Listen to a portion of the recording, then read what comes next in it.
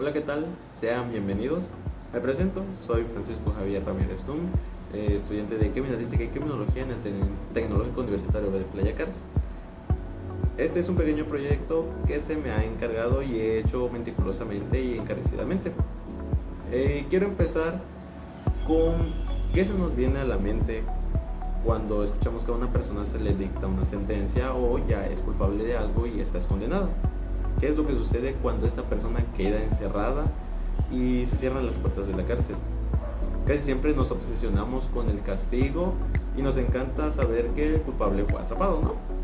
Pero en la ciencia criminológica tiene la obligación ética y moral de llegar mucho más allá. Hoy vamos a desglosar un concepto que en el papel suena muy hermoso, pero en realidad suele casi ser una utopía. Y hablaremos de la reinserción social. Ponte cómodo porque hoy analizaremos si las cárceles, que mayormente tienen esta función, transforman vidas o si solo fabrican más violencia o aumentan más la violencia. Ahora limpiemos el terreno. Se suele utilizar mucho en la calle o en la televisión dos palabras que significan totalmente o tienen un concepto totalmente diferente. Y estoy hablando de la criminalística y la criminología. Para empezar, vamos a ir desde la raíz o su teología para entenderlo más fácil. La criminalística viene del término latín crimis, que significa crimen, y ista, que significa oficio, e ica, que significa ciencia, es decir, la ciencia que estudia el crimen. Y como decía el doctor Rafael Moreno González, se encarga de aplicar las ciencias naturales en el examen de los indicios para auxiliar órganos de justicia. En otras palabras, la criminalística responde el cómo, el cuándo, el dónde y entre muchas otras preguntas a través de la física, la química o la balística postdelictiva. Su objetivo es enfocarse en el material sensible significativo y auxiliar órganos de justicia. Por otro lado, la criminología comparte raíz con la criminis, que significa crimen igual, y tiene el sufijo logos, que significa tratado o estudio, y es una ciencia interdisciplinaria, ya que superamos la vieja idea del siglo XIX con César Lombroso, ya que él tenía la idea muy arraigada de que el crimen o el criminal nacía y que no se hacía. Mayormente esto se denominó por una pseudociencia que se basaba en la morfología de la gente o de las personas para determinar qué tipo de criminal eras y cuál era la predisposición que podría llegar a tener. Y esto decae ya que mayormente pues un criminal no nace. Y hoy la criminología estudia el por qué y el para qué, entre otras preguntas, del fenómeno criminal. Y esto lo integra junto con la psicología, sociología, psiquiatría, de forma proactiva para prevenir el delito criminal. Y en resumen, mientras la criminalística se basa en la reconstrucción de hechos en base de indicios, el criminólogo analiza la mente y el entorno y diseña políticas públicas y de reinserción social. Y ojo, como investigadores, operamos bajo el principio de probabilidad. A nosotros no nos toca solamente dar dictámenes subjetivos.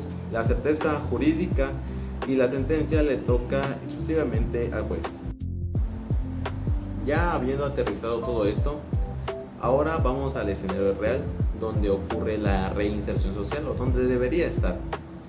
Hablemos de los centros de readaptación social, que son los famosos cerezos.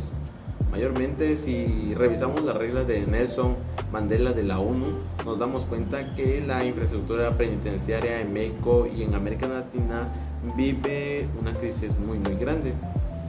Visualicemos esto: muros opacos de color gris, alambres de púas oxidados con un olor penetrante a humedad y un ruido ensordecedor de rejas y gritos, ¿no? Celdas hechas para 4 personas donde se amontonan 15 o 20. Y lo peor es que el autogobierno, donde grupos criminales controlan el penal y controlan cuotas hasta para el agua potable, dejando los talleres y las aulas vacías sin presupuesto. En un entorno así, la prisión no cura el tejido social, sino que hace que aumente. Solo aísla y obliga al interior a adoptar la subcultura criminal para sobrevivir.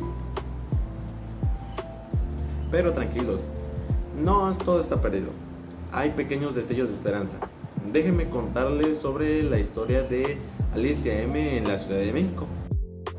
En el 2022, Alicia estaba recluida en el Santa Marta, Acatitla, por un delito patrimonial.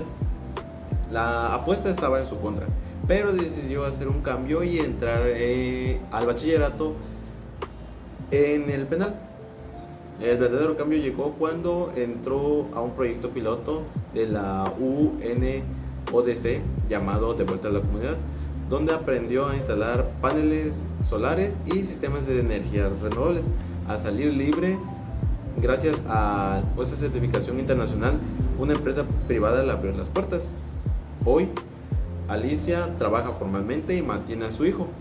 Esto demuestra que la capacitación técnica real y no el castigo estéril es la clave. Ahora bien, esto nos lleva a un debate que siempre he escuchado.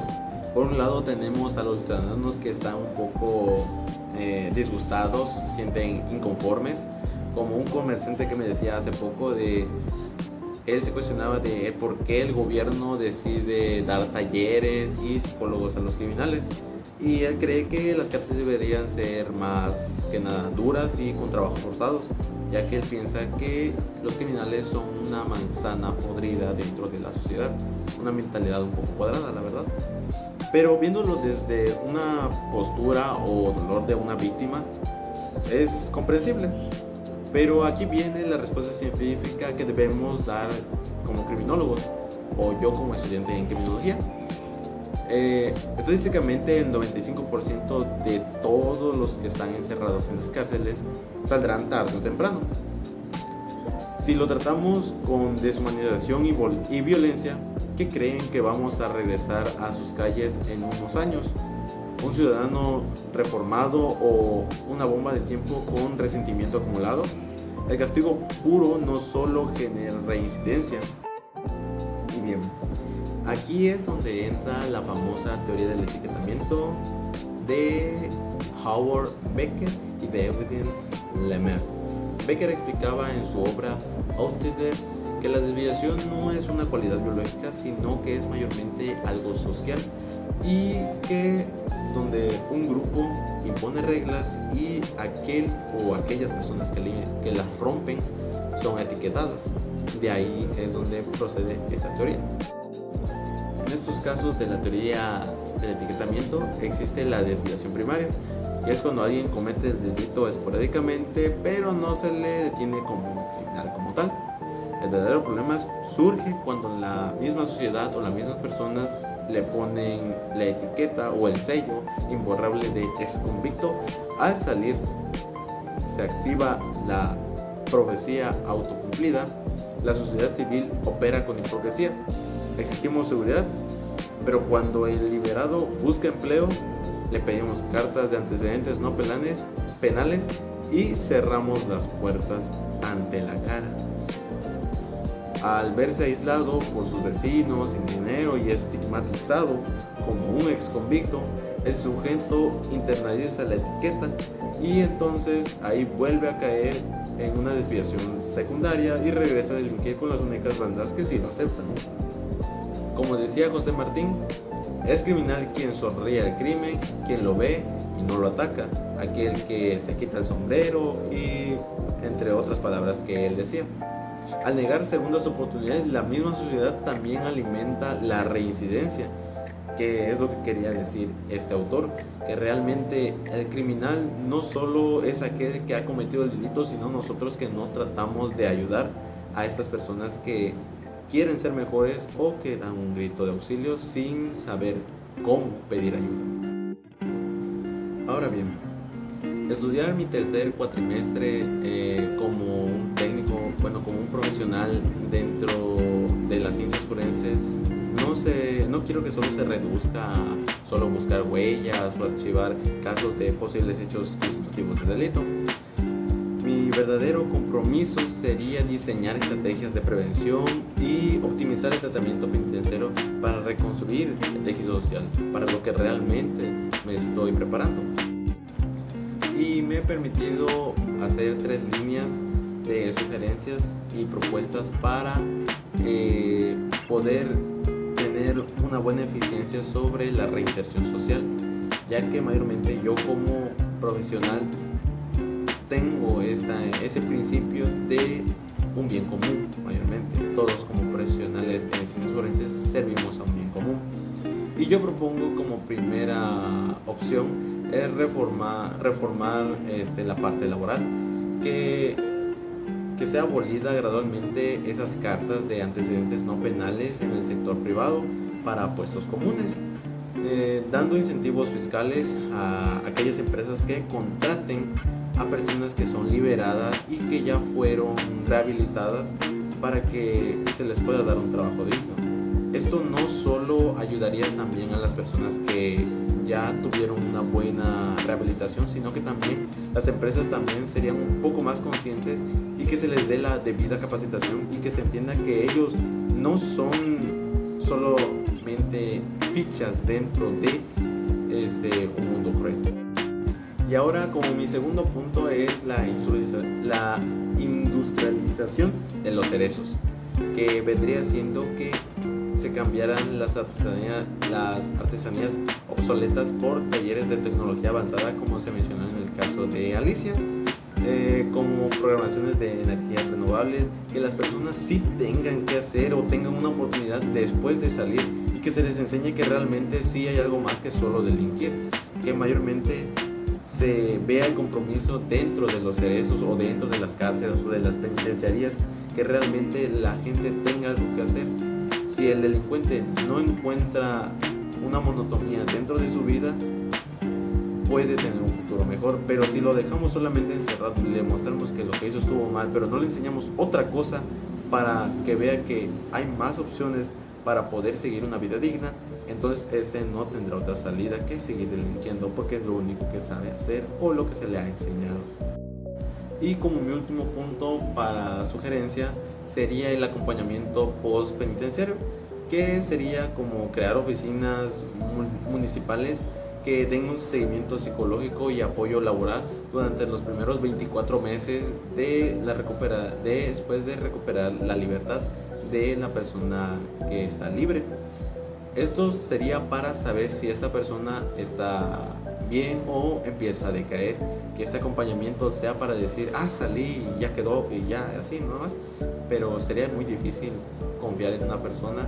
Tal vez yo como profesional no lo vería tan difícil, pero personas que son muy ajenas a lo que es este ámbito no lo entenderían y sería también muy difícil. Entonces siento que este acompañamiento también serviría para la persona liberada, para que empiece a ver o se empiece a readaptar otra vez y cómo saber interactuar con la gente y dentro de su trabajo laboral, si se llegan a aplicar las dos anteriores. Y para concluir, la reinserción social no es solo un favor al transgresor, es una inversión inteligente para que tú, tu familia y todos podamos caminar seguros en las calles dentro de un futuro y que se pueda construir esa utopía, ¿no? Muchas gracias por escucharme, nos vemos hasta la próxima y que tengas una feliz tarde.